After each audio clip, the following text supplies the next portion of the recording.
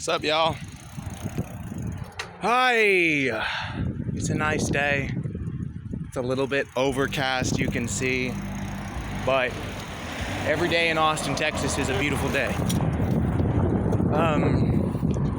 That being said, sometimes life isn't all that beautiful. And it really is beautiful, but you just don't think it is. You're not wearing those rose-tinted glasses like you should be.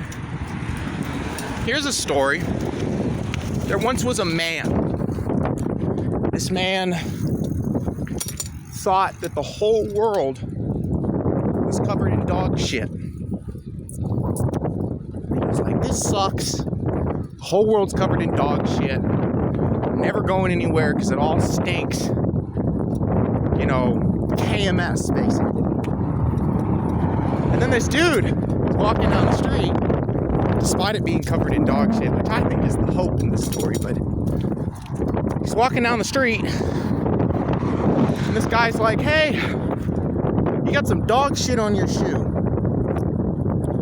Guy grabs the hose, squirts his shoe a little bit, and all of a sudden, all the shit he thought the world was coated with rinsed off his fucking shoe. And he was like, damn, I didn't know life was good like that. Sometimes you just need somebody to give you a hand up. You know? I know there's been a lot of times where if no one had offered me a limb to grab onto, I'd have been cooked, done, over, finished, nada, everything, splat. And what's really tough is the part of the story I didn't mention, because it wasn't part of the original story, but some people you'll say, hey, your shoe has dog shit on it.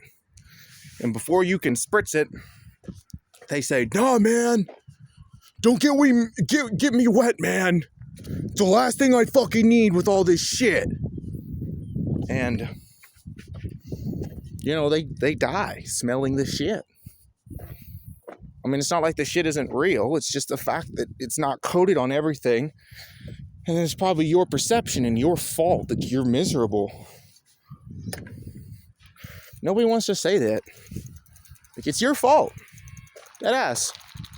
And if you don't think it's your fault, well, I mean, maybe you were raised on the woke, what's it called? The victim mentality. If you were raised on the victim mentality, like, I'm sorry for you, it takes a long time to outgrow that kind of thinking. I say it because, like, I did, you know? I was raised up in a very accepting household, you know, a household where there were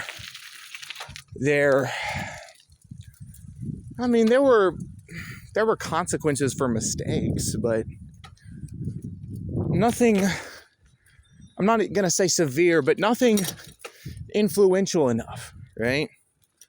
Like, I'd do bad behavior, and then my mom would, like, take my laptop, and then what I do, I'd just be like, oh, instead of me changing my behavior, I just learned to live life without my laptop or my phone or my whatever my mom wanted to take from me that time.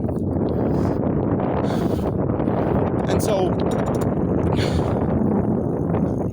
it actually got ingrained in me that no matter what people did to me, I didn't have to stop living my life any kind of way. There have been times I went to jail twice.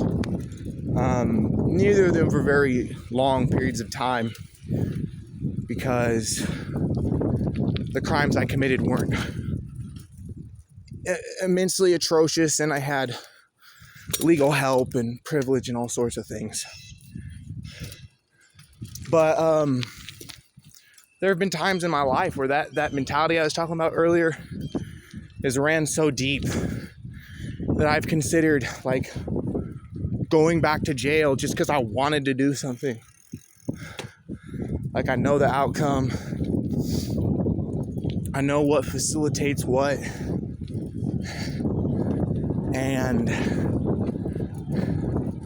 I just want to, like, prove to people that their petty rules don't really mean much to me. But it does get a little bit more severe when you enter into the world of law and crime. That does dissuade me quite a bit. But I don't know, man. That's about it for this one.